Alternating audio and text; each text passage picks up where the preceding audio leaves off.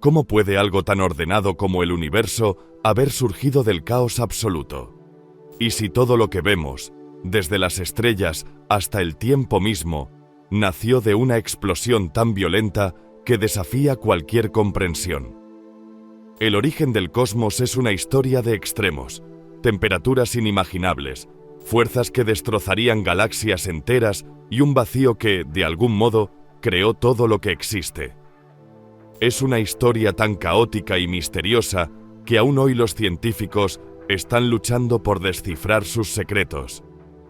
Si alguna vez te has preguntado de dónde vino todo, qué había antes del Big Bang, o cómo algo tan perfecto pudo emerger de un caos tan brutal, no puedes perderte este viaje. Al final, quizás encuentres respuestas a las preguntas más profundas que existen, o descubras nuevas incógnitas.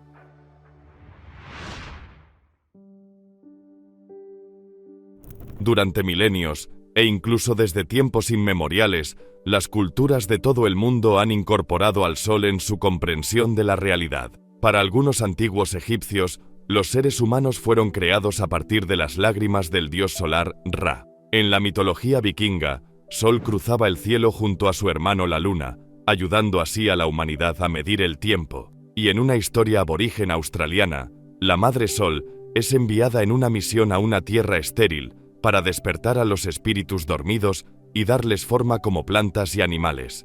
A medida que la ciencia ha avanzado, en lugar de refutar estas primeras nociones como ha ocurrido con tantas otras creencias antiguas, se ha vuelto cada vez más evidente que estos mitos no están tan lejos de la verdad. En muchos sentidos, el Sol es nuestro Dios. En el nivel más fundamental, la luz de nuestra estrella más cercana calienta la superficie y el aire, manteniendo las temperaturas dentro de un rango estrecho que permite que el agua persista en estado líquido. Los organismos fotosintéticos capturan la energía solar y la convierten en su propia fuente de alimento químico, mientras que las criaturas que no pueden producir su propio alimento consumen esta luz solar transformada, alimentando sus células. Sin el Sol, nuestro planeta sería una roca congelada y sin vida, a la deriva en el olvido. Pero hay algo más profundo en juego. No solo recibimos energía de sus rayos, también estamos hechos de los restos de sus ancestros.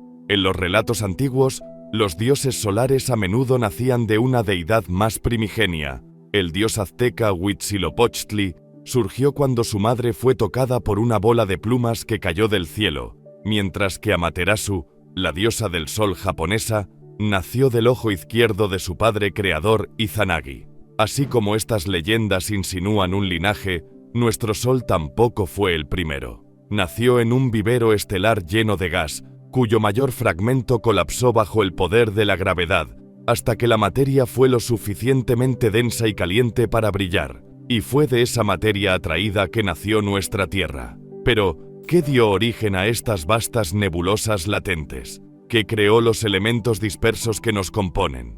Nuestro Sol es, de hecho, la última iteración de un reciclaje cósmico que abarca épocas, lo que los astrónomos llaman una estrella de población I, descendiente de otros soles ya extintos que transformaron la materia dentro de sí mismos, forjando nuevos elementos en sus enormes núcleos antes de dispersar sus cenizas en vastas supernovas. Pero no es simplemente un clon de sus progenitores. Su composición química es muy diferente a la de sus predecesores, un subproducto del ciclo de vida de sus ancestros. Mientras que algunas de estas estrellas antiguas deben morir para sembrar el universo, muchas de las estrellas menos masivas de esa generación aún persisten hasta el día de hoy. En la Vía Láctea, las estrellas de población 2 residen principalmente en antiguos cúmulos fuera del disco galáctico, en lo que se conoce como el halo galáctico. Y estas estrellas, a su vez, también tuvieron sus propios ancestros, que recibieron sus componentes de las estrellas más antiguas,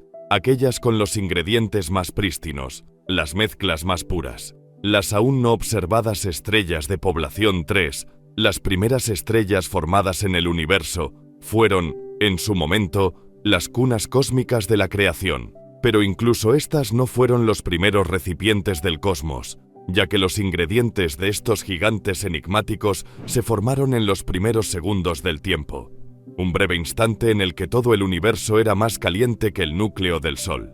Se ha dicho que somos polvo de estrellas, pero esa es solo la mitad de la historia. El teorema de la calvicie establece que los agujeros negros solo tienen tres propiedades: masa, momento angular y carga eléctrica. Nada más puede diferenciarlos. Retrocedamos al año 1782. Un reciente miembro de la Royal Society, la Academia de Ciencias de Gran Bretaña, hace una afirmación que, de ser cierta, respondería a siglos, si no milenios, de preguntas científicas. James Price, de 30 años, afirmaba haber descubierto una forma de convertir metales comunes en oro.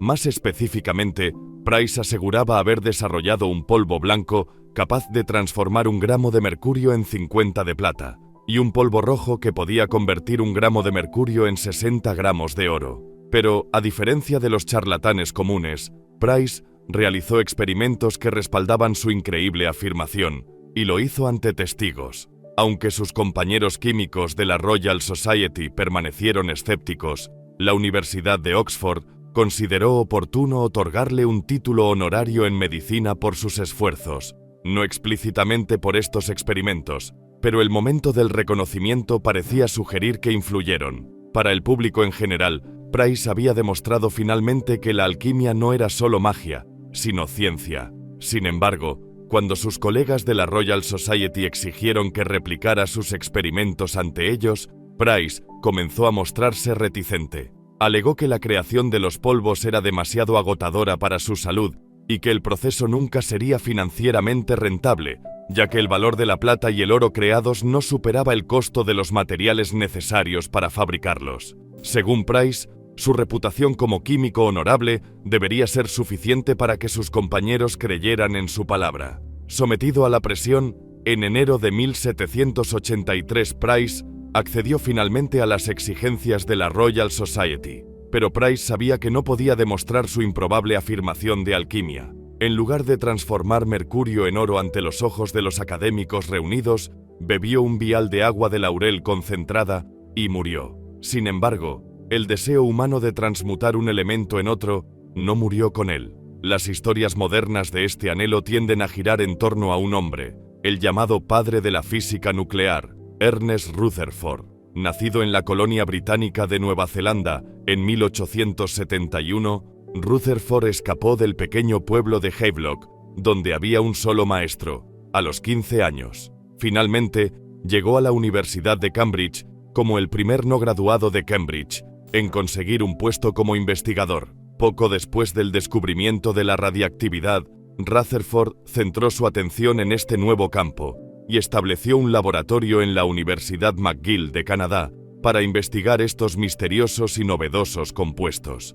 Durante una de esas observaciones, en 1901, Rutherford y su colega inglés Frederick Soddy descubrieron una muestra de torio sólido que lentamente se convertía en gas de radio. Soddy exclamó que el torio estaba experimentando una transmutación natural, es decir, el cambio de un elemento en otro, a lo que Rutherford supuestamente respondió: «Por el amor de Dios, Soddy, no lo llames transmutación, nos cortarán la cabeza por alquimistas». A pesar de la aversión de Rutherford al término, este fue un momento crucial. ¿La pseudociencia de la alquimia estaba acercándose a la realidad? Para la década de 1920, Rutherford había demostrado que bombardeando átomos de nitrógeno con partículas alfa podía crear hidrógeno.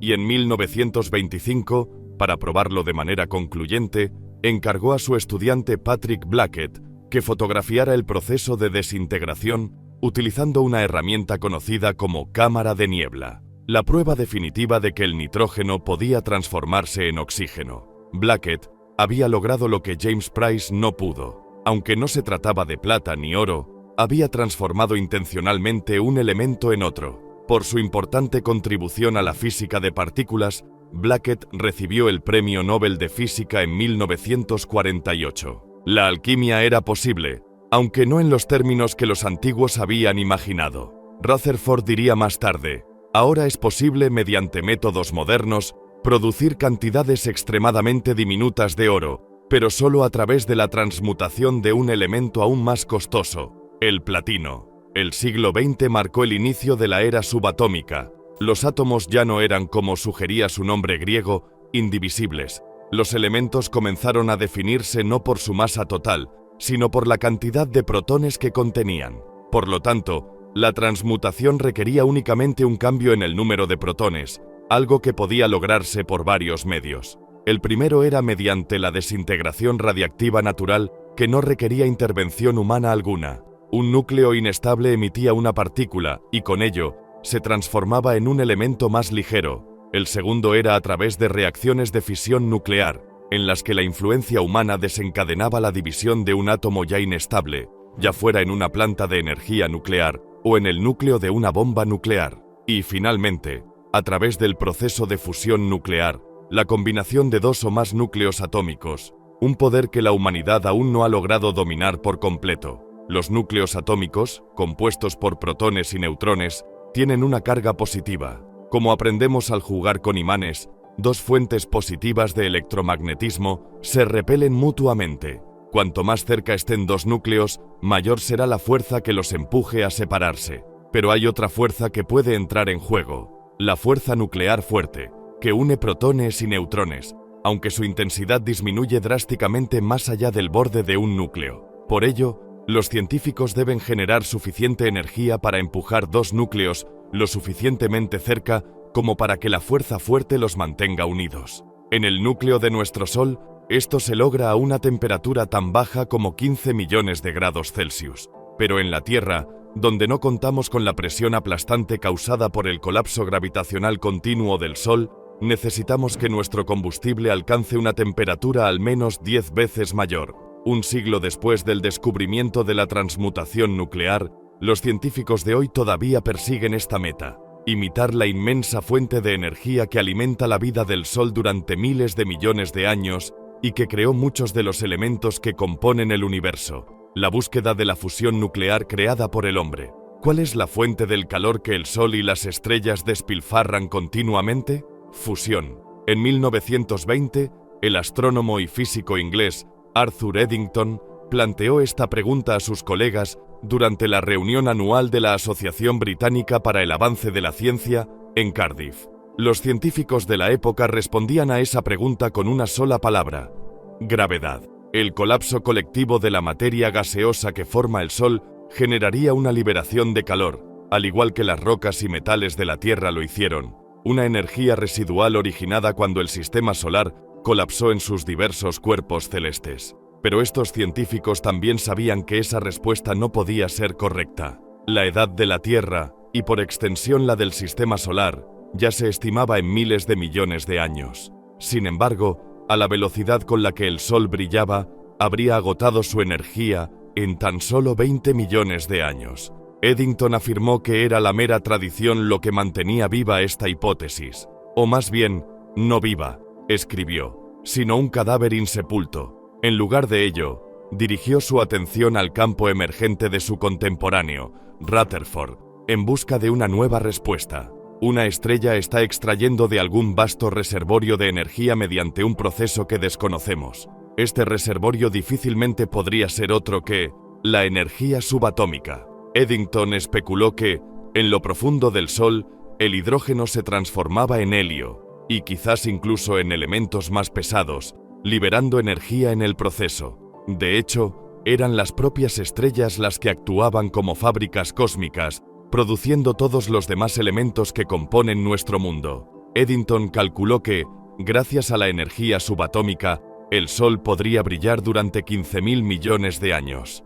Aunque esa estimación resultó ser varios miles de millones de años excesiva, su concepto de la fusión nuclear estelar fue acertado. Eddington fue más allá de proponer cómo brillan las estrellas, reflexionando sobre lo que eso significaba para la humanidad, que podríamos aprovechar la fusión nuclear para el bienestar de la raza humana, o para su destrucción. Durante los últimos 100 años, los científicos han trabajado en pos de al menos uno de esos destinos, y la clave para explotar el poder del Sol podría residir en imitar a su hermano menor más débil. Las enanas marrones a menudo son llamadas estrellas fallidas. Son tan tenues que eluden su detección, pero los científicos creen que por cada verdadera estrella en el universo, podría haber un número equivalente de enanas marrones. Estas son los intermediarios entre gigantes gaseosos como Júpiter y las estrellas más pequeñas, ya que no logran acumular la masa necesaria para iniciar el proceso de fusión que realizan las verdaderas estrellas, específicamente la capacidad de fusionar protones aislados, lo que típicamente describimos como hidrógeno, en helio. Sin embargo, las enanas marrones son capaces de realizar otro tipo de fusión. Solo necesitan un tipo diferente de hidrógeno. El deuterio es el núcleo atómico compuesto más ligero, lo que significa que consta de más de un nucleón. Como todo hidrógeno, tiene un protón, pero unido a ese protón, mediante la fuerza nuclear fuerte, hay un neutrón adicional. La abundancia de deuterio depende de dónde se busque. En el agua de mar de la Tierra, hay aproximadamente un núcleo de deuterio por cada 5.000 núcleos de hidrógeno compuestos únicamente por un solo protón, conocidos como protio. Mientras tanto, en la atmósfera de Júpiter, la proporción cae a 1 por aproximadamente 40.000 átomos de protio, una cifra mucho más cercana a la proporción real de deuterio a protio en el universo. Y es el deuterio el que las enanas marrones son capaces de fusionar con protio. Esto se debe a que la presencia de ese único neutrón facilita ligeramente que los núcleos superen su repulsión electromagnética mutua. Se requiere menos energía para fusionarlos. Dado que el deuterio es naturalmente abundante en el agua de mar, con 1 litro de agua capaz de generar la misma cantidad de energía que la combustión de 300 litros de gasolina, los científicos en la Tierra han recurrido al deuterio como una posible vía hacia la tecnología de fusión. Un tipo de alquimia donde el producto más valioso no es el oro hecho a partir de plomo, ni el helio hecho a partir de hidrógeno, sino la energía liberada en el proceso. Price y sus predecesores alquimistas quedarían completamente desconcertados por las máquinas que usamos hoy para transmutar materia. En un experimento pionero, este es el equivalente moderno de su plomo. Una microcápsula de diamante sintético colocada dentro de un cilindro dorado del tamaño aproximado de una goma de borrar. Esta cápsula se enfría a temperaturas apenas por encima del cero absoluto y se coloca en el centro de una cámara esférica gigante, con un radio interno de 5 metros. Ahora se convierte en el objetivo de 192 láseres ultravioleta. En mucho menos tiempo que un parpadeo, estos láseres imparten un pulso de energía invisible a la cápsula, desintegrando su recubrimiento de diamante e induciendo una implosión que calienta su contenido desde todos los lados con tal intensidad que la humanidad puede aprovechar el inmenso poder de una enana marrón. Este es el National Ignition Facility en California, o NIF, la forma más eficiente que los humanos han desarrollado para convertir hidrógeno en helio. No consiste en fusionar deuterio con protio, sino con tritio. El tritio es, como sugiere su nombre, un tercer isótopo del hidrógeno, un protón y 2 neutrones. Juntos, producen un núcleo de helio 4, la forma más abundante de helio, y un neutrón solitario. Además, el 80% de la energía liberada durante el proceso de fusión es transportada por ese neutrón. En agosto de 2021, un único experimento del NIF fusionó aproximadamente 200 microgramos de deuterio y tritio, generando el equivalente a 10 cuatrillones de vatios de potencia, aproximadamente 700 veces la producción total de la red eléctrica de los Estados Unidos. Sin embargo, esta reacción solo pudo mantenerse durante 100 billonésimas de segundo. La cantidad real de energía producida fue apenas suficiente para alimentar una bombilla durante 6 horas. Aún así, este experimento estableció un récord en eficiencia energética en reacciones de fusión, recuperando el 70% de la energía invertida. Pero, para ponerlo en contexto, esto representa solo un 3% más que el récord anterior. Para que la fusión sea una fuente viable de energía, debe superar, por supuesto, el 100% de eficiencia. Este experimento del NIF ilustra 2 grandes desafíos que los científicos deben superar antes de que la fusión nuclear pueda integrarse en la infraestructura energética de la humanidad. En primer lugar, la reacción debe producir más energía utilizable de la que consume. Aunque la reacción entre deuterio y tritio es más fácil de lograr inicialmente que con otros combustibles nucleares, es más complicado convertir los subproductos de esa reacción en energía eléctrica. Esto se debe a que la mayor parte de la energía generada por la fusión es transportada por partículas neutras. El segundo desafío es que la reacción debe sostenerse durante periodos de tiempo lo suficientemente largos. El proyecto internacional ITER, con sede en Francia, afirma que será el primero en generar energía neta positiva mediante fusión nuclear. Más específicamente, el grupo espera producir 10 veces la cantidad de energía que inviertan para generarla. Actualmente la estructura del ITER está en construcción y se espera que entre en funcionamiento a finales de 2025. Sin embargo, incluso si logra sus objetivos, la energía que genere no podrá ser capturada. Será tarea de experimentos futuros aprovechar el poder del deuterio. Está claro que la reacción de deuterio-tritio no es la solución perfecta a los problemas energéticos de la humanidad. Otros tipos de combustible nuclear, como el helio 3, ofrecen una alternativa más limpia, aunque más difícil de fusionar. Se cree que nuestra Luna podría albergar grandes cantidades de este isótopo, acumulado durante 4.000 millones de años al ser bombardeada por núcleos individuales expulsados por nuestro Sol. Suponiendo que se pueda desarrollar la tecnología para generar energía neta positiva a partir de este tipo de fusión, la pregunta sería si ciertas áreas de la Luna tienen suficiente helio 3 como para justificar su extracción como recurso. Podríamos encontrarnos en medio de una segunda carrera espacial. Mientras la ciencia sigue enfrentándose al desafío de la fusión nuclear sostenida, los alquimistas modernos de la humanidad esperan recrear algún día los procesos que las estrellas son capaces de realizar por sí solas. Procesos que, a lo largo de miles de millones de años de muerte y renacimiento, han creado casi todos los elementos que vemos hoy. Pero hubo un tiempo en que las estrellas no eran necesarias para fusionar núcleos. Antes de las enanas marrones, las supernovas o incluso las estrellas de población 3, hubo un breve momento al inicio de nuestro cosmos en el que todo el universo era un gigantesco reactor de fusión. Nucleosíntesis del Big Bang. ¿Por qué te lanzarías a un volcán si eres el filósofo Empédocles del siglo V a.C.? C. Quizás sea para intentar convencer a tus seguidores de que eres un dios. De hecho, el mito sobre la muerte de Empédocles no es más que eso, un mito. Sin embargo, hoy es más conocido por una propuesta singular que expuso en su poema Perifiseos, o sobre la naturaleza. Como sugiere el título, Empédocles buscaba identificar la composición misma del universo. Solo han sobrevivido fragmentos del poema, pero las ideas expresadas en él han permeado la cultura occidental hasta la modernidad.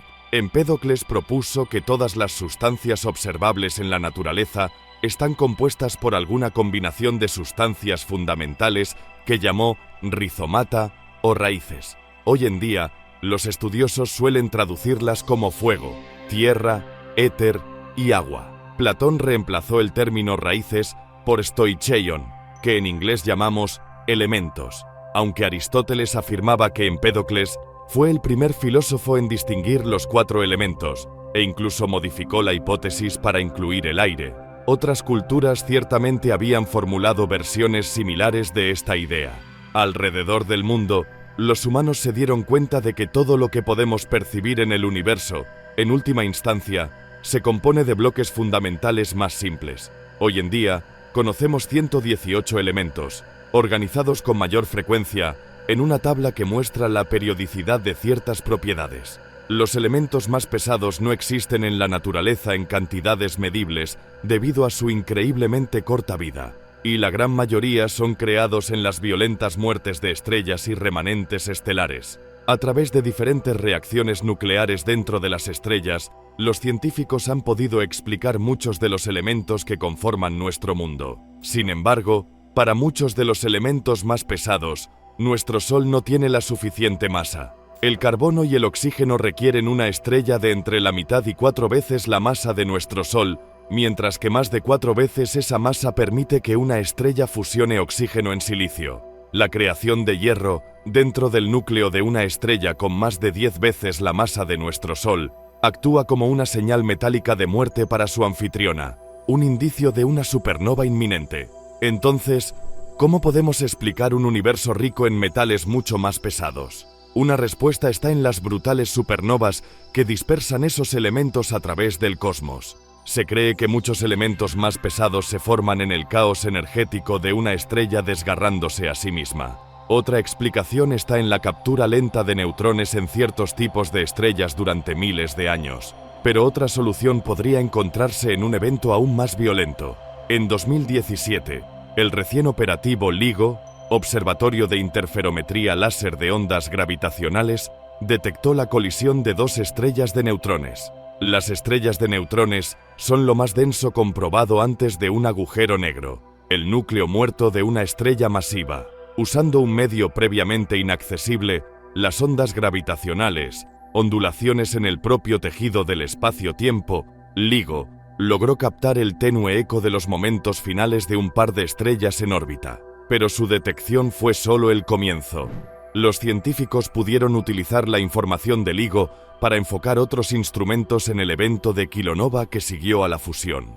Al reanalizar los datos espectroscópicos de la explosión, detectaron un elemento pesado, el estroncio, con el número atómico 38. Esto fue una prueba de que los eventos más catastróficos de la galaxia son responsables de, al menos, algunos de nuestros elementos más pesados. Así, el final explosivo de estos objetos estelares nos regaló muchos de los diversos elementos que conforman el mundo que conocemos hoy. Pero, ¿qué les dio vida en primer lugar? ¿Qué formó las primeras estrellas? Al igual que los elementos más pesados, estos elementos primordiales surgieron en un instante de vasta violencia cósmica, el momento más energético en la historia del universo, el Big Bang. En los primeros instantes de nuestro universo, una sopa de partículas fundamentales y antipartículas surgió de un mar de energía. Con la rápida expansión, vino un enfriamiento igualmente veloz, aunque las temperaturas seguían siendo incomprensibles para la mente humana.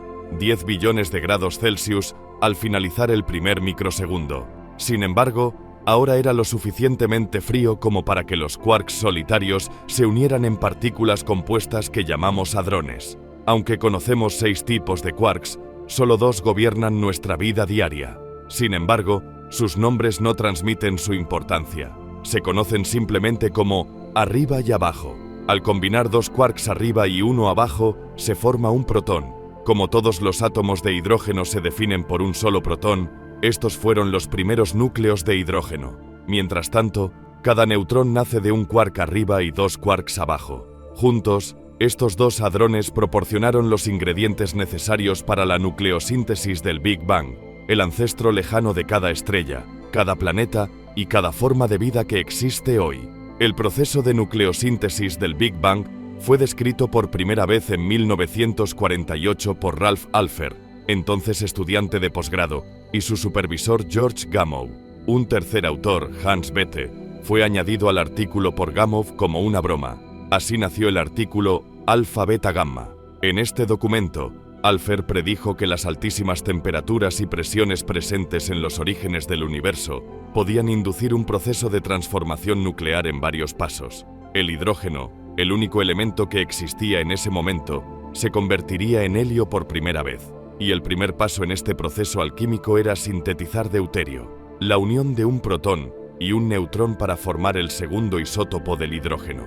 Aunque los protones y neutrones habían existido en cantidades iguales cuando se formaron los hadrones y podían transformarse fácilmente de uno a otro, el tiempo no esperaba a nadie. Las temperaturas seguían cayendo, dificultando cada vez más la creación de neutrones. Resultó que los neutrones eran ligeramente más masivos que los protones, y esa pequeña diferencia de masa requería un poco más de energía para crearlos. Además, los neutrones eran menos estables que sus contrapartes cargadas positivamente, como lo siguen siendo hoy. Impulsado por la fuerza nuclear débil, un neutrón solitario eventualmente sufre desintegración radiactiva, convirtiéndose en un protón, un electrón y un antineutrino de electrones. Para cuando el universo estuvo listo para la nucleosíntesis, solo había un neutrón por cada 7 protones, una proporción que dio forma a los siguientes 13.800 millones de años de evolución del universo. Aunque el deuterio pudo formarse apenas unos segundos después del Big Bang, las temperaturas seguían siendo tan altas que, si una partícula de luz chocaba con un átomo de deuterio, este se desintegraba. Los científicos llaman a esto el cuello de botella del deuterio, lo que significaba que durante un tiempo, la nucleosíntesis no podía avanzar más allá de un solo elemento, ni progresar hacia o más allá de la fusión de un neutrón y un protón. Alrededor de 300 segundos después del Big Bang, ese cuello de botella se amplió. El deuterio finalmente pudo existir sin la amenaza de desintegrarse debido a un fotón errante, y para entonces, el universo ya estaba bien encaminado en el proceso de creación de helio. Sin embargo, había un reloj en marcha. El universo se estaba enfriando y expandiendo. ¿Cuántos elementos podría engendrar el universo en el calor brutal de su propia creación? Cuando había aproximadamente un núcleo de deuterio por cada 100.000 protones solitarios, estos también comenzaron a participar en reacciones de fusión nuclear. Este proceso todavía es utilizado hoy, aunque brevemente, por las enanas marrones que se ocultan en nuestro cielo nocturno. Y fue a partir de esta unión que finalmente surgió un segundo elemento, los núcleos de helio 3, compuestos por 2 protones y un neutrón. Mientras que el hidrógeno puede existir sin neutrones, el helio no puede. Sus 2 protones ejercen una fuerza positiva mutua que amenaza con desintegrar el núcleo. Por lo tanto, no era posible que 2 protones solitarios crearan helio por sí mismos. Pero con un solo neutrón, había suficiente atracción de la fuerza nuclear fuerte para superar el empuje electromagnético. Un núcleo de helio 3, ya sea creado en los albores del universo o por un rayo cósmico en la actualidad, es estable. Si se deja solo, persistirá hasta el fin de los tiempos. Sin embargo, la forma más abundante de helio es el helio 4, compuesto por 2 protones y 2 neutrones. En esta forja temprana del universo, el helio 4 surge principalmente de la unión de un núcleo de deuterio con uno de helio 3 o tritio. Con el helio 4 apareció el núcleo compuesto más estable de toda la existencia, el más difícil de desintegrar.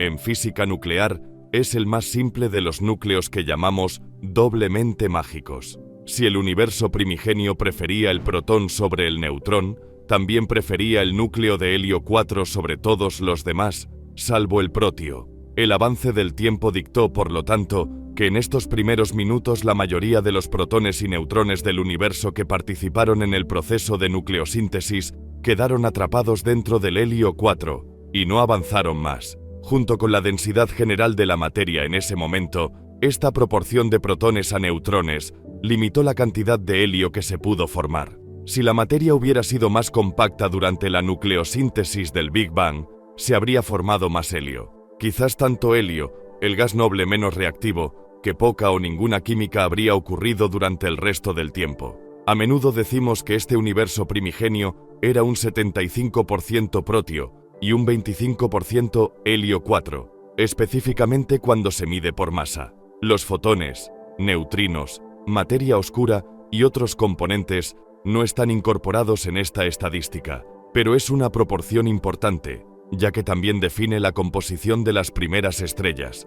Estas son las estrellas de población 3 que los astrónomos continúan buscando. Sin embargo, el hidrógeno y el helio son solo 2 de los 118 elementos de nuestra tabla periódica moderna. ¿De dónde provienen los demás? El reloj sigue avanzando. El universo continúa enfriándose. La fusión prosigue. Lo siguiente: 3 protones. Esto es el litio. En la nucleosíntesis del Big Bang, se crean 2 isótopos, litio 6 y litio 7, este último en mayor abundancia. A continuación, aparece el berilio, con 4 protones. El único isótopo producido aquí en cantidad significativa es el berilio 7, pero es inestable, y se descompone en litio en un promedio de 53 días. Mientras tanto, el berilio 8 existe durante menos de 1.000.000.000ésima de segundo. De hecho, ningún isótopo compuesto por 8 hadrones es estable. Aquí, la nucleosíntesis encuentra otro cuello de botella. Con una menor abundancia de núcleos pesados y temperaturas en constante descenso, se vuelve casi imposible para el universo crear un isótopo con al menos 9 hadrones. Si se llegó a formar algún boro, carbono, nitrógeno u oxígeno, fue en cantidades tan limitadas que no queda registro de que el universo los haya producido. Y así, 20 minutos después del Big Bang, el horno nuclear que abarcaba todo el universo observable se apaga. Solo existen 4 elementos, y solo 3 sobreviven lo suficiente para presenciar el brillo de las primeras estrellas: hidrógeno, helio y una cantidad ínfima de litio. Pasarían al menos 200 millones de años antes de que el universo tuviera otra oportunidad para sembrarse con elementos más pesados. Cuando esferas ardientes de hidrógeno y helio comprimieron sus núcleos con suficiente fuerza para alcanzar las temperaturas que habían estado ausentes durante tanto tiempo. Sin embargo, es a través de esas estrellas, o más bien de sus descendientes, que debemos reconstruir el estado del universo en esa época antigua. Al hacerlo, los científicos han descubierto un misterio que persiste en el corazón de esta línea de cuerpos celestes. Un desequilibrio que pone en jaque nuestra comprensión de toda la cronología cósmica. En 2013, los astrónomos realizaron una medición que parecía imposible: el problema cosmológico del litio. Al observar una estrella que había sido objeto de estudio ocasional durante al menos un siglo, finalmente determinaron su edad, ¿o no? A primera vista, esta estrella parecía ser más antigua que el propio universo. 14.500 millones de años. Y estaba ubicada a solo 109 años luz de distancia, en nuestro vecindario cósmico. Su designación oficial es HD 140.283, pero los medios populares la bautizaron con el nombre bíblico de Matusalén. Por supuesto, era mucho más probable que se hubiera cometido algún tipo de error en la toma de mediciones o en la interpretación fundamental de cómo estas mediciones se relacionan con la edad de una estrella, que la posibilidad de que esta estrella antigua hubiera nacido antes del universo conocido. De hecho, cuando el equipo consideró las diversas incertidumbres en sus cálculos, la edad mínima posible se redujo a 13.660 millones de años. Matusalén no era más antigua que el universo. Investigaciones posteriores publicadas en 2021 sugieren que esta estrella podría ser incluso más joven, con una edad tan baja como 11.500 millones de años. Los cálculos realizados en la última década aún indican un rango amplio de edades, aunque todas dentro de los primeros 1.000 millones de años del universo. Puede que nunca sepamos su edad exacta, pero su composición nos revela algo crucial sobre la historia cósmica. Basándose en la abundancia de metales en la atmósfera de Matusalén, los astrónomos saben que no fue una de las primeras estrellas, sino que se formó poco después de que murieran las estrellas de la primera generación. Las estrellas, al igual que el Big Bang antes de ellas, pasan por su propia versión de la nucleosíntesis, tanto durante su vida como en el momento de su muerte. Esto implica que la abundancia de metales, ya sea hierro u oxígeno, aumenta en todas las generaciones subsiguientes, alejándonos cada vez más de una imagen del universo antes de la existencia de cualquier estrella. Las estrellas de población 13, con una metalicidad tan cercana a cero como lo permite el universo, dieron lugar a las estrellas de población segundo, con una metalicidad de aproximadamente el 0,1%. A través de sus vidas y muertes, estas últimas eventualmente dieron origen a las estrellas clasificadas como población I, con metalicidades superiores al 1%. Matusalén parece ser una de las estrellas más antiguas de población 2. Es esta generación la que los astrónomos han estudiado con el fin de confirmar lo que los modelos predicen: las abundancias elementales originales después de que la nucleosíntesis del Big Bang terminó y la composición de las esquivas estrellas de población tercero. Los astrónomos también miran más allá de las estrellas individuales de población segundo, en sus intentos de retroceder hasta días aún más antiguos. Se enfocan en las galaxias enanas de menor masa y estructura irregular que las contienen. Con menos masa, hay menos hidrógeno para colapsar y formar estrellas. Debido a esta relativa falta de formación estelar, estas diminutas galaxias tienden a tener las metalicidades más bajas. Son el proxy más cercano para las abundancias de elementos en un tiempo anterior a las estrellas. Medir una galaxia con una metalicidad cercana a cero implica que la cantidad de helio no ha sido alterada por la nucleosíntesis estelar. Las abundancias de hidrógeno y helio imitan la proporción encontrada en la primera media hora del universo, cientos de millones de años antes de las primeras estrellas. De hecho, hay poco desacuerdo entre las abundancias de hidrógeno, incluido el deuterio, y el helio 4 en esos días, solo ligeramente menos antiguos en comparación con los niveles primordiales predichos por los modelos matemáticos. El litio, sin embargo, es un asunto más complicado. Es un misterio que la ciencia aún no ha resuelto. Resulta que las estrellas son particularmente hábiles para destruir cualquier litio dentro de ellas, ya sea el que tenían al formarse o el que produjeron en su camino hacia la creación de metales más pesados. De este modo, oscurecen la historia de cuánto litio se creó en el metafórico horno del Big Bang. Sin embargo, al centrarse en la facilidad con que el litio se crea y destruye tan fácilmente, las observaciones de las estrellas de población Doundo, en particular, las estrellas más antiguas y calientes que podemos encontrar en el halo de la Vía Láctea, aún pueden proporcionar estimaciones. Pero estas estimaciones no coinciden con lo que otros análisis implican. Según la teoría astrofísica actual, la cantidad de litio creado después del Big Bang, así como de cualquier otro elemento primordial, depende en última instancia de una sola variable: la relación entre fotones, protones y neutrones en el momento en que comenzó la nucleosíntesis del Big Bang. Al observar el fondo cósmico de microondas, que revela la luz más antigua que nuestros telescopios verán, los astrónomos pueden medir esa relación y, por lo tanto, predecir, según las leyes conocidas de la física, cuántos átomos de litio-7 deberían haberse creado. Pero ese valor esperado es aproximadamente 3 veces mayor que lo que se observa realmente. Los astrónomos le han dado un nombre a esta discrepancia única: el problema del litio primordial o cosmológico, y existen 3 posibles soluciones. La primera se enfoca en las estrellas, las mediciones que tomamos de ellas y las ecuaciones que describen su funcionamiento interno. Solo se puede observar la capa externa de una estrella determinada, por lo que parte del litio aparentemente faltante puede estar oculto a una mayor profundidad, o ser consumido en el proceso de fusión que nuestra física actual no puede representar completamente. Pero los astrónomos tampoco están midiendo directamente la abundancia de todo el litio-7. Parte de esta debe inferirse en función de la temperatura local. Sin embargo, determinar la temperatura de un punto dentro de una estrella es mucho más complicado de lo que podría parecer a simple vista, por lo que una pequeña desviación de la temperatura real se manifiesta como un error mucho mayor en la cantidad de litio extra que los astrónomos creen que deben agregar a lo que realmente logran detectar. Una segunda solución se encuentra a nivel nuclear. La facilidad con que diferentes núcleos interactúan entre sí, se unen o se desintegran, puede no coincidir con nuestra comprensión actual.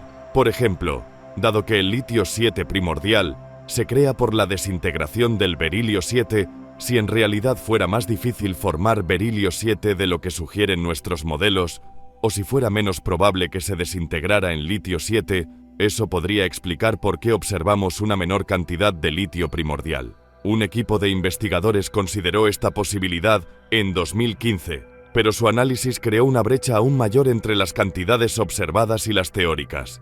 Y finalmente, puede ser que nuestras teorías que describen la naturaleza de la realidad pinten una imagen inexacta. Nuestras suposiciones subyacentes, no solo para la nucleosíntesis del Big Bang, sino para todos los procesos astrofísicos, son incompletas. En el mejor de los casos, la abundancia teórica de todos los elementos primordiales proviene de la comprensión de los cosmólogos de los procesos fundamentales de la realidad, las 4 fuerzas fundamentales: gravedad, electromagnetismo y las fuerzas nucleares fuerte y débil, la expansión del espacio, las propiedades de las partículas subatómicas. También depende del estado del universo en esos primeros momentos, su tamaño, temperatura y densidad, y cuán rápidamente está cambiando cada uno de esos aspectos.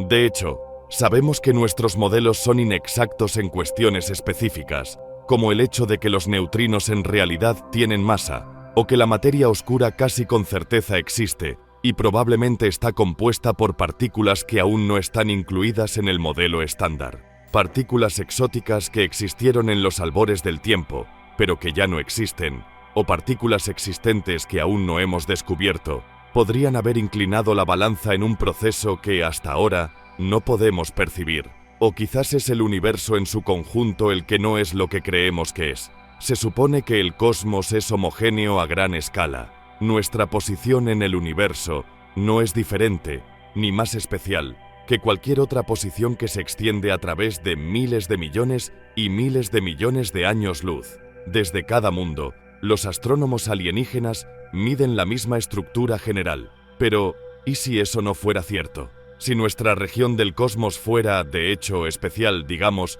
un poco menos densa que el promedio general, las mediciones que tomamos podrían estar sesgadas. Solo el tiempo, por supuesto, lo dirá. Con telescopios más avanzados, con sistemas informáticos más sofisticados para procesar los datos con más detalles, los científicos algún día podrían resolver el problema del litio primordial. Tal vez sea simplemente una cuestión de que nuestros métodos actuales no sean suficientes para capturar completamente la verdadera naturaleza del universo. O tal vez la verdadera naturaleza del universo sea algo diferente a lo que imaginamos. Y así continuamos, intentando comprender cómo nuestro universo dio esos primeros pasos. Los primeros pasos de un viaje cósmico de 13.8 mil millones de años, desde una caótica sopa energética de unas pocas partículas fundamentales, hasta el vasto y complejo cosmos que vemos, experimentamos y en el que participamos hoy. Llegados aquí, ¿acaso no has visto este otro documental sobre el espacio? Yo no me lo perdería,